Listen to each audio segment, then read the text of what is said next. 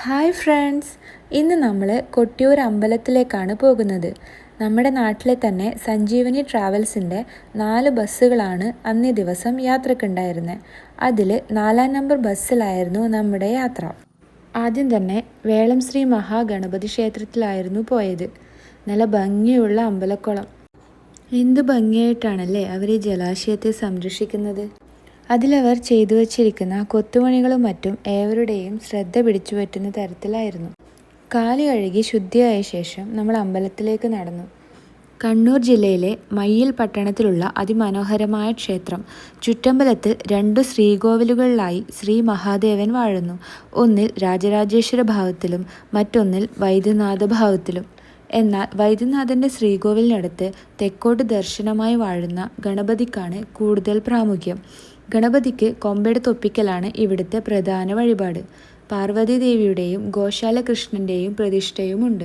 പിന്നീട് നമ്മൾ പോയത് മാമാനിക്കുന്ന് ശ്രീ മഹാദേവി ക്ഷേത്രത്തിലായിരുന്നു. കണ്ണൂർ ജില്ലയിലെ തന്നെ പ്രധാനപ്പെട്ട ഒരു ദേവീക്ഷേത്രമാണിത്.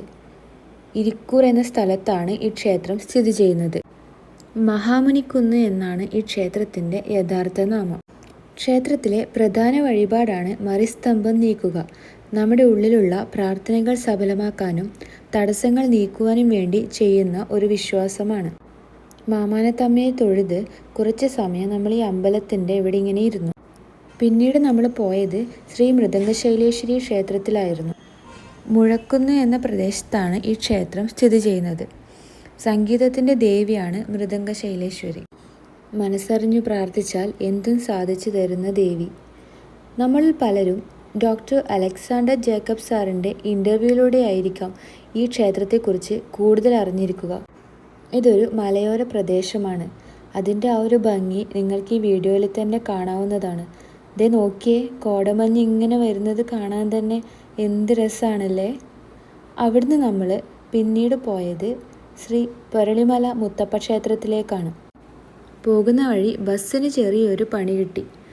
അതുകൊണ്ട് നമ്മളെല്ലാവരും ഇറങ്ങി നടന്നു. മഴയില്ലാത്തത് വലിയൊരു അനുഗ്രഹമായിരുന്നു.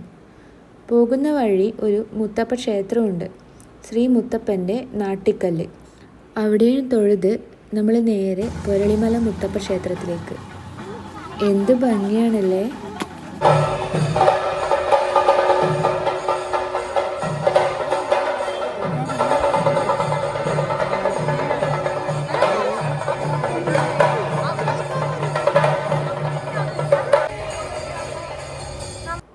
മുത്തപ്പൻ്റെ ആരൂഢ സ്ഥാനമായി കണക്കാക്കുന്നത് പുരളിമല മുത്തപ്പ ക്ഷേത്രമാണ്. നമ്മൾ പോയപ്പോൾ മുത്തപ്പനും തിരുവപ്പനയും ഉണ്ടായിരുന്നു. അവിടുന്ന് പ്രാർത്ഥിച്ച് അനുഗ്രഹവും വാങ്ങി ഭക്ഷണവും കഴിച്ച് നമ്മൾ നേരെ കൊട്ടിയൂരിലേക്ക് യാത്ര തിരിച്ചു.